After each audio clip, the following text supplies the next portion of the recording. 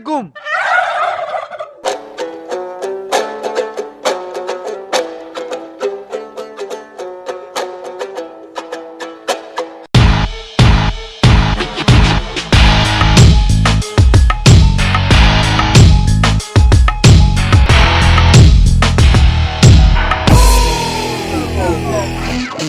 Салам достар. Бул баягы эле мен. Анда эмесе баштадык. Келгиле кичинекей изибизди эстейбиз. Кичинекей изибизде ата энебиз эмне алып берейин деген суроого биз шоколад, бал муздак, оюнчук, пирожки, картошка алып берчи дечүбүз. Эми азыркы балдарды көрөлү. Canım sana ne alып берейин? Катын алып бергиле. Кандай катын алып берейин? Катын алып бергиле. Мына азыркы балдар ушундай. Арраң чыдап ушул суроону күтүп жүргөн окшойт, Анан апасы суроо берери менен Катын алып бергиле. да оюнчуктан тажап аял алгысы келип калган тура бала. А балким куурчакты айткан жокпу я? Кандай катын алып берейин? Суу катын. Жочун. Бала билет окшойт бар. Жигит. Кой антпе. Ойлон. Аял сага бир мешок картошка эмес. А балким мунун достору үйлөнүп жайланып алышкан уже. Анан акыркы бул калып. Катын алып бергиле. Точно. Бул бала оштук окшойт. Анткени Биз өзүбүздүн чоң ойгонубузду чоң энебизге кантип түшүндүрө алабыз? Бишкекте кандай билбейм го, Ошто бизде ата мен катын алам десең апаң түшүнөт. Садыктын иниси экен. Бирок бала кыйын. Баарын бетке айтат. Элестеткиле мисалы мени. Canım sana ne alып берейин? Катын алып бергиле. Кандай катын алып берейин? Суу катын. Эми видеону улантабыз. Катын алып бергиле. Аны эмне кыласың? Өвөмүн. Өвөм дейт. Дагы жакшы өвөм дегенен апасы дагы эмне кыласың деп суроо берген жок. Ата бала көп нерсе билчү дейт. Катын алып бергиле. Мейли аял алып берсин. А калың эмне кылып бериши мүмкүн? Чупа-чупс, памперс, соска, жана башка оюнчуктар. Ал эми эгер такыр аял таппай калса, анда соц тармактарга жазса, чыгышы мүмкүн. Мен апамдын баласы. Жашым 3тө. Үйүм бар, оюнчук машинам бар.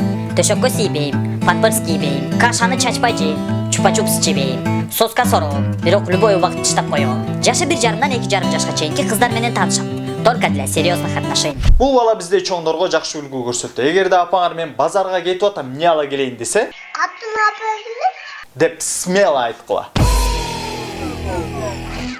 Мүмкүнчүлүктөн пайдаланып Айперио Бозо эжекебизге чоң ыраазычылык билдиребиз. Анткени мындай жакшынакай футболкалар Айперио Бозо эжекебиздин жаңы коллекциясынан алынган. Эгерде силер дагы ушундай атактуу инсандардын сүрөтү менен футболка алгыңар келсе, Айперио Бозо эжекебиздин жаңы коллекциясынан алсаңыздар болот. Достор, азыркы видеону көрөрдөн мурда биринчи үнүн угуп көрөлү.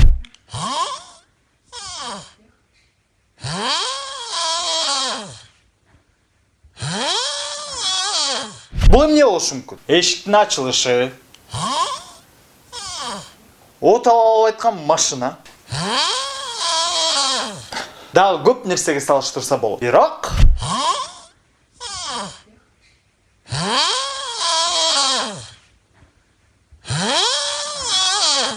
мына бул кадимки эле уктап жаткан адам. Бул экөөбүз ырчы окшойт. Коңурук тартканда да музыкалдуу тартат экен.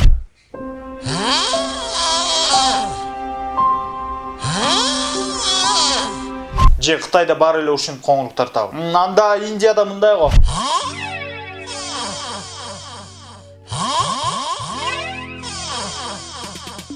Байкасаңар байкебиз оозун ачып уктап атат. Точно. Оозуна Скруч Макдак кирип кеткендей.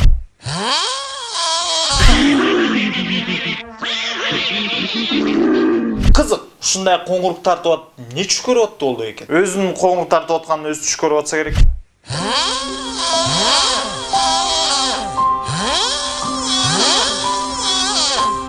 Ошон үчүн достор, уктап атканда байка уктагыла. Силер коңурук тартсаңар, мен силерди ой табууга тартам.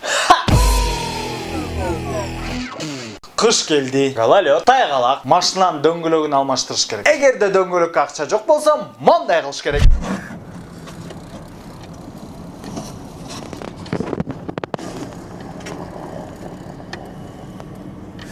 Базар жок. Туп-туура. Базар жок. Ал күнү базар иштебеген үчүн дөңгөлөктүн ордуна чана тагып отур. Бул машина ушу чана менен кыштан чыгып кетсе болот. Жайында болсо, мына биздин Нобель сыйлыгына жетпей калган окумуштуулар. Булар мындай темп менен жакында машинанын мотору жок дейт.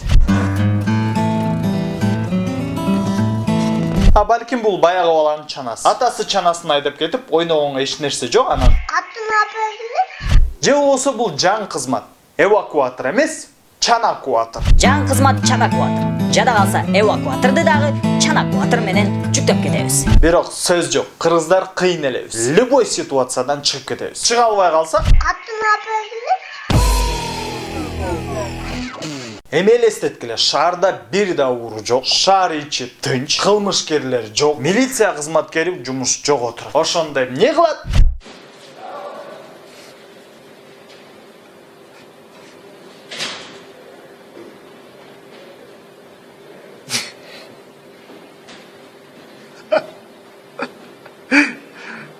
Мына бул видеону көрүп, эми милиция кызматкерлери бизди точно коргойт деп ишенип калдым.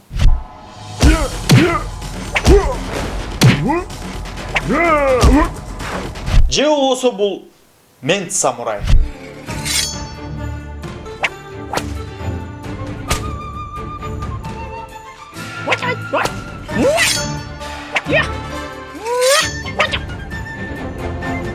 А балки бул кызматкер ойын ойноп жатат.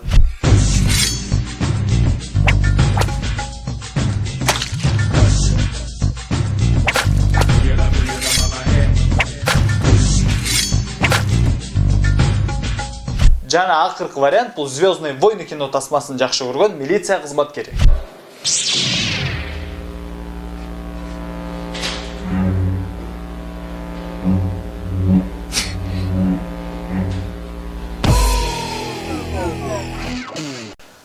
Достор, мен мотогонкага катышайын деп чечтим.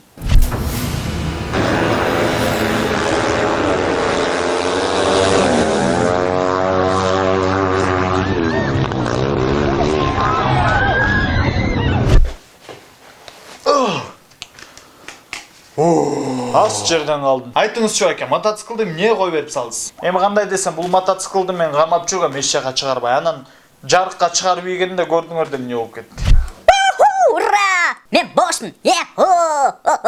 Же болбосо бул мотоциклга мен бир кара күч кирип кетти деп ойлойм. Демон.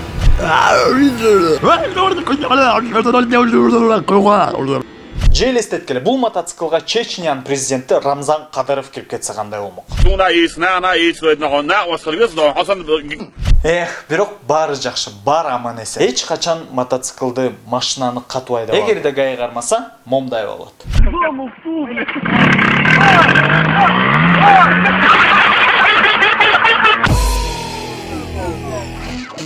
Достор, элестеткиле, сиз Америкага, Китай, Дубай, Москва иши кылып саякаттагыңыз келип жатат. Бирок акча жок. Эмне кылыш керек? Багаж менен кетиш керек. Бирок самолеттон багаж чыгарып менен качып кетпесем, момдай болот.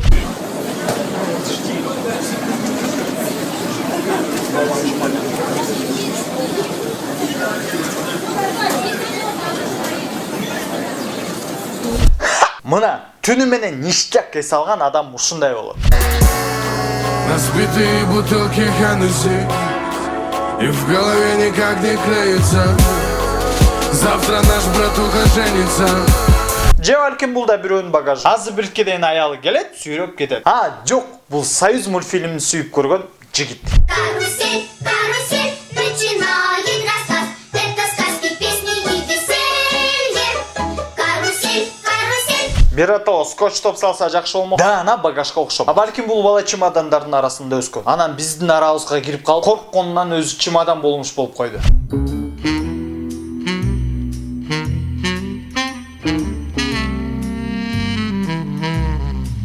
Же бул акыркы вариант аэропортто иштегендер. Брат, дагы чемодандар келеби? Жок, пока келбейт. Анда мен уктай турайын кичине. Ага, давай, бирок эртерээк тур. Спят усталые игрушки, книжки спят.